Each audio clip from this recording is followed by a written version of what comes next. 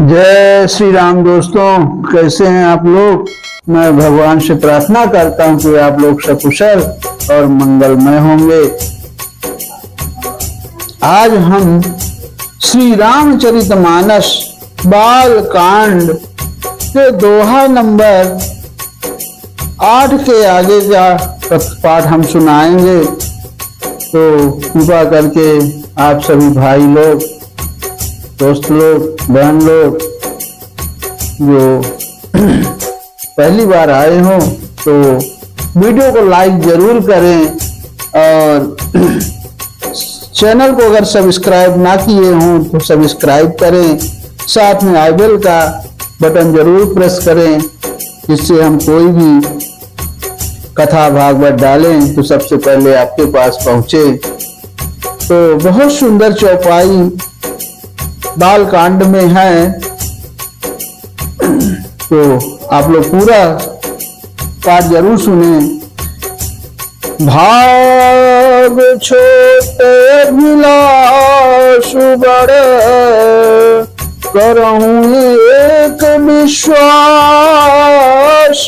पई है सुख सुनि सुजन सब, फल करी है उपहास। यानी मेरा भाग्य छोटा है और इच्छा बहुत बड़ी है, परंतु मुझे एक विश्वास है कि इसे सुनकर सज्जन सभी सुख पावेंगे और दुष्ट हंसी उड़ावेंगे। खल परिहास हो हित मोरा, काक कहाई कल कंठ कठोरा, हंस ही बकदा दुर्चात कहीं, हंस ही मलिन खल विमल बत कहीं। अब सुनिए, किंतु दुष्टों के हंसने से मेरा हित ही होगा। अगर आपके ऊपर कोई हंसता है तो आप उसका बुरा मत माने, क्योंकि उसमें कुछ ना कुछ हित ही छुपा है आपके लिए। तो मधुर कंठ वाली कोयल के कौवे तो कठोर ही का करते हैं, जैसे बगुले हंस को और मेढक पपीहों को हंसते हैं, वैसे ही मलिन मन वाले दुष्ट निर्मल वाणी को हंसते हैं। एक कवित रसिक न राम पद ने हूँ, अतिन कह सुखद हास रस हूँ, भाषा भनित भोरी मति मोरी, हंसिबे जोग हंसई नहीं खोरी। बहुत सुंदर। अब जो ना तो कविता के रसिक है और ना जिनका श्री रामचंद्र जी के चरणों में प्रेम है, उनके लिए भी यह कविता सुखद हास्य रस का काम देगी। प्रथम तो यह भाषा की रचना है, दूसरे मेरी बुद्धि भोली है, इससे यह हंसने के योग्य ही है। हंसने में उन्हें कोई दोष नहीं है। हे प्रभु पद प्रीति न समुझी की, अति नहीं कथा सुनी लगही फीकी, हरिहर पद रति मत न कुतर की, अति न कहूँ मधुर कथा रघुवर की। वाह, बहुत सुंदर तुलसी बाबा ने यहाँ चौपाई लिखा है। कह रहे हैं कि जिन्हें ना तो प्रभु के चरणों में प्रेम है और ना अच्छी समझ ही है, उनको यह कथा सुनने में फीकी लगेगी। अब जिनकी श्री हरि भगवान विष्णु और श्री हर यानी भगवान शिव के चरणों में प्रीति है और जिनकी बुद्धि कुतर्क करने वाली नहीं है, मतलब जो श्री हरिहर के भेद की या ऊंच नीच की कल्पना नहीं करते, उन्हें श्री रघुनाथ जी की यह कथा मीठी लगेगी। अब आगे लिखे हैं कि राम भगत भूषित दिया जानी, असुनी ही सुजन सराही सुवानी। कभी न हो नहीं प्रवचन प्रवीणु, सकल कला सब विद्याहीनो। अब कहते हैं कि सज्जन गण इस कथा को अपने जी में श्री राम जी की भक्ति से भूषित जानकर सुंदर वाणी से सराहना करते हुए सुनेंगे। मैं ना तो कवि हूँ और ना वाक्य रचना में ही कुशल हूँ, मैं तो सब कलाओं तथा सब विद्याओं से रहित हूँ। आखर अर्थ अलंकृत नाना, अछंद प्रबंध अनेक विधाना। भाव भेद रस भेद अपारा, कवित दोष गुण विविध प्रकारा। यानी नाना प्रकार के अक्षर, अर्थ और अलंकार, अनेक प्रकार की छंद रचना, भावों और रसों के अपार, वेद और कविता के भांति भांति के गुण दोष होते हैं। कवित विवेक एक नहीं मोरे, असत्य कहाऊं लिखी कागज तोरे। यानी इनमें से काव्य संबंधी एक भी वाद का ज्ञान मुझ में नहीं है। यह मैं कोरे कागज पर लिखकर यानी शपथ पूर्वक सत्य सत्य कहता हूँ। भनित मोर सब गुण रहित, विश्व विदित गुण, सो विचार सुनी है सुमति, जिनके विमल विवेक। अब मेरी रचना सब गुणों से रहित है, इसमें बस जगत प्रसिद्ध एक गुण है, उसे विचार कर अच्छी बुद्धि वाले पुरुष जिनके निर्मल ज्ञान है इसको सुनेंगे। हाँ यही महारघुपति नाम उदारा, अति पावन पुराण श्रुति सारा। अमंगल भवन अमंगल हारी, उमा सहित जही जपत पुरारी। अब लिखेगा कि इसमें श्री रघुनाथ जी का उदार नाम है जो अत्यंत पवित्र है, वेद पुराणों का सार है, कल्याण का भवन है और अमंगलों को हरने वाला है, जिसे पार्वती जी सहित भगवान शिव जी सदा जाप करते हैं। भनित विचित्र सुख विकृत जो, राम नाम बिनु सोह न सो। विदु बदनी सब भांति सवारी, सोह न बसन बिना बर नारी। यानी जो अच्छे कवि के द्वारा रची हुई बड़ी अनूठी कविता है वह भी राम नाम के बिना शोभा नहीं पाती। जैसे चंद्रमा के समान मुख वाली सुंदर स्त्री सब प्रकार से सुसज्जित होने पर भी वस्त्र के बिना शोभा नहीं देती। हाँ सब गुण रहित कुकविकृत वाणी, राम नाम जस अंकित जानी। हाँ सादर कहानी सुनाही बुढ़ताही, मधुकर सरिस संत गुण ग्राही। अब इसके विपरीत कुकवि की रची हुई सब गुणों से रहित कविता को भी राम के नाम एवं यश से अंकित जानकर बुद्धिमान लोग आदर पूर्वक कहते और सुनते हैं, क्योंकि संत जन भौरे की भांति गुण ही को ग्रहण करने वाले होते हैं। हाँ यद्यपि कवित रस एक नाही, राम प्रताप प्रगट ही माही, असोई भरोस मोरे मन आवा, कि न सुसंग बड़ापन पावा। यद्यपि मेरी इस रचना में कविता का एक भी रस नहीं है, तथापि इससे श्री राम जी का प्रताप प्रकट है।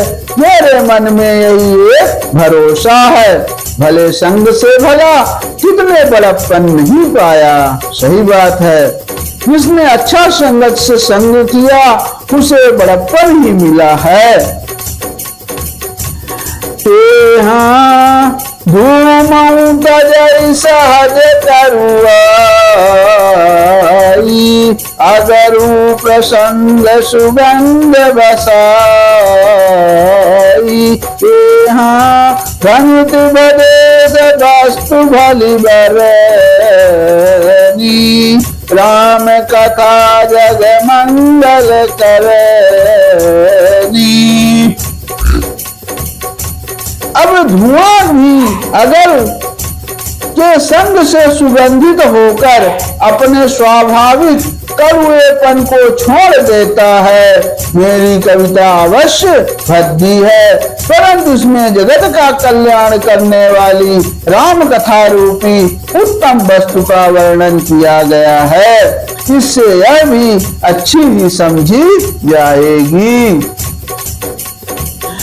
मंगल करनी कमली हरणी, तुलसी कथा रघुनाथ की, गति कूर कविता सरस की, सरति पावन पाठ की, प्रभु सुजस संगति भनति भली, होई है सुजन मन भावनी, भवंग भूति मसान की, सुमिरत सुहावनी पावनी।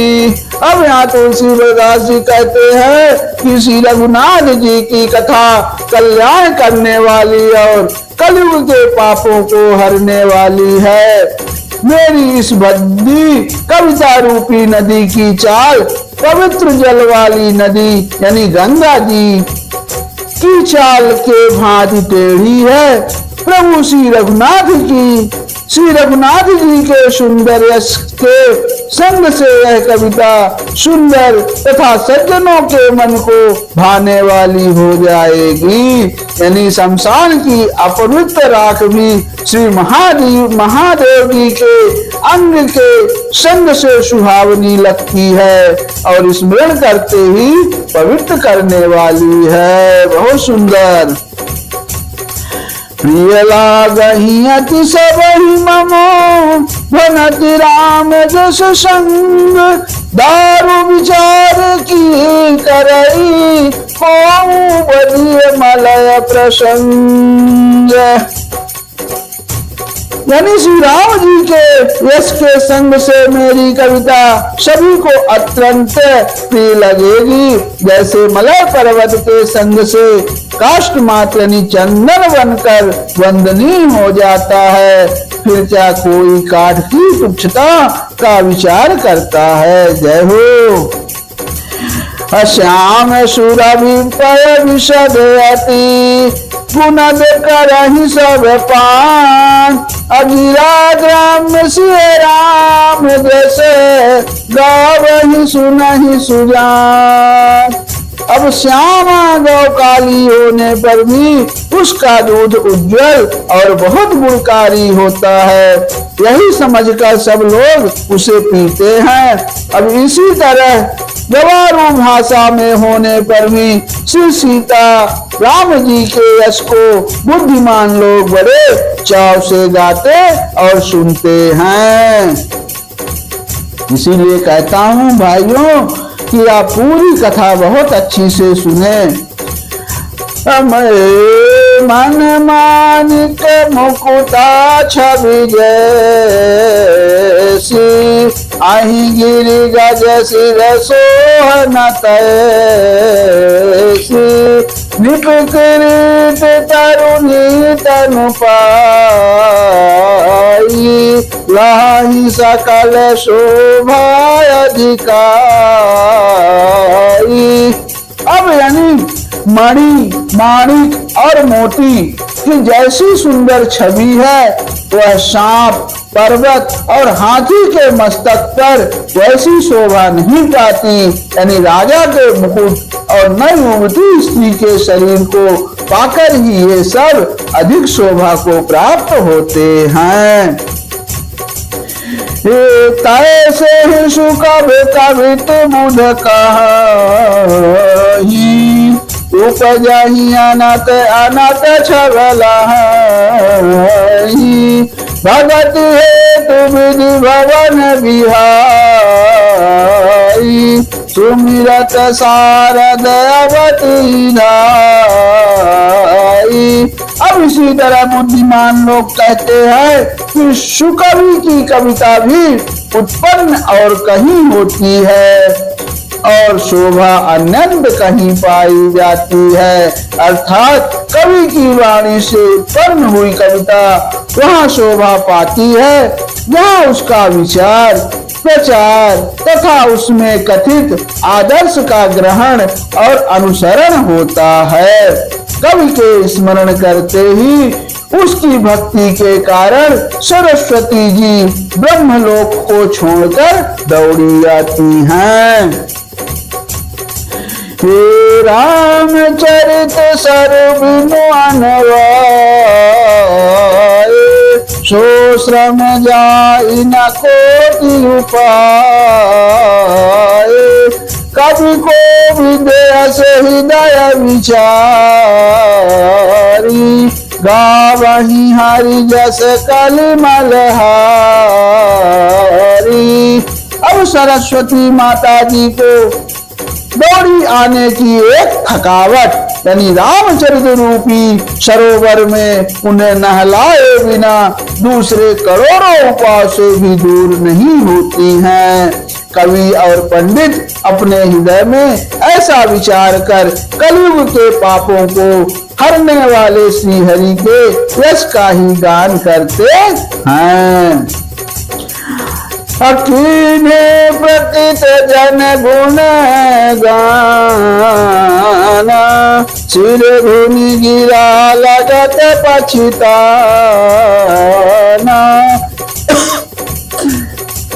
सॉरी। हृदय सिंधु मत सीप समाना, स्वाति शारदा कहीं सुजाना। यानी संसार मनुष्यों का गुणगान करने से सरस्वती जी सिर धुनकर पछताने लगती है कि मैं क्यों इसके बुलाने पर आई। अब बुद्धिमान लोग हृदय को समुद्र, बुद्धि को सीप और सरस्वती को स्वाति नक्षत्र के समान कहते हैं। अजोबर खाई बर बारी विचारू, मोहि कवित मुक्ता मनि चारू। अब कहते हैं इसमें यदि श्रेष्ठ विचार रूपी जल बरसता है तो मुक्तामणि के समान सुंदर कविता होती है। अजुगति वेद पुनि पोहियहि, रामचरित बरता पाहि रही सज्जन विमल उरे, शोभाति अनुराग। अब उन कविता रूपी मुक्त मणियों को युक्ति से भेद कर फिर श्री रामचरित्र रूपी सुंदर तागे में पिरोकर सज्जन लोग अपने निर्मल हृदय में धारण करते हैं, जिससे अत्यंत अनुराग रूपी शोभा होती है। वे अत्यधिक प्रेम को प्राप्त होते हैं। जो जन में कलिकाल कराला, करता बायस बेस मराला। चलत कुपंथ वेद मग छाड़े, कपट कलेवर कलिमल भाड़े। अब जो कराल कलयुग में जन्मे हैं, अब जिनकी करनी कौवे के समान है, वो वेश हंस का सा है। जो वेद मार्ग को छोड़कर कुमार्ग पर चलते हैं, जो कपट की मूर्ति और कलयुग के पापों के भाड़े हैं। वंचक भगत कहाई राम के, किंकर कंचन कोह काम के। तीन महाप्रथम रेख जग मोरी, अधींग धर्म ध्वज धंधक घोरी। अब जो श्री राम जी के भक्त कहलाकर लोगों को ठगते हैं, जो धन यानी लोभ, क्रोध और काम के गुलाम हैं, और जो धींगा धींगी करने वाले धर्मध्वज यानी धर्म की झूठी ध्वजा फहराने वाले दम्भी और कपट के धंधों को बोझ ढोने वाले हैं। संसार के ऐसे लोगों में सबसे पहले मेरी गिनती है। जो अपने अब गुण सब कहूँ, अब बढ़ई कथा पारी नहीं रहूँ। तात मैं अति अलप बखाने, अथोरे महु जनियै सयाने। यदि मैं अपने सब अवगुणों को कहने लगूं, तो कथा बहुत बढ़ जाएगी और मैं पार नहीं पाऊंगा।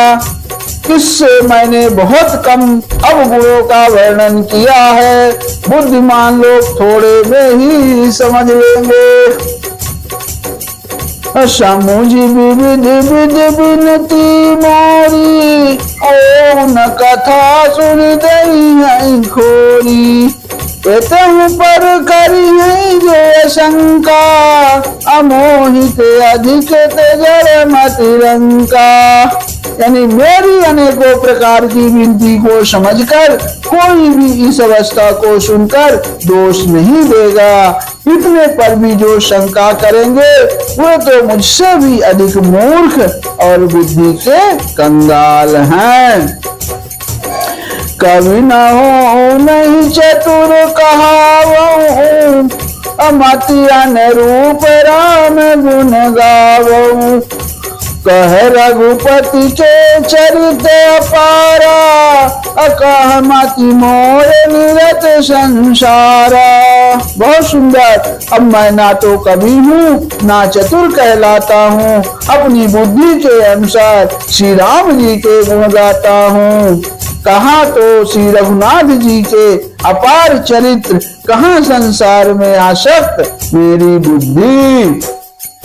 अजय मारुत गिर मेरु उड़ाही, अकहूँ तूल कहीं लेखे माही। समुझत अमित राम प्रभुताई, करत कथा मनि अति कदराई। अब जिस हवा से सुमेरु जैसे पहाड़ उड़ जाते हैं, कहिए तो उसके सामने रुई किस गिनती में है। अब श्री राम जी की असीम प्रभुता को समझकर कथा रचने में मेरा मन बहुत हिचकता है। अशारद शेष महेश विधि, अगम निगम पुराण। नेति नेति कहि जा सुगुण, करहि निरंतर गान। लखन सियावर रामचंद्र बजरंग बली, महादेव देव कौशल किशोर की जय। गोस्वामी तुलसीदास की जय, शारदा मैया जू की जय। ओम नमः पार्वती पतये हर हर महादेव। जय श्री राम दोस्तों।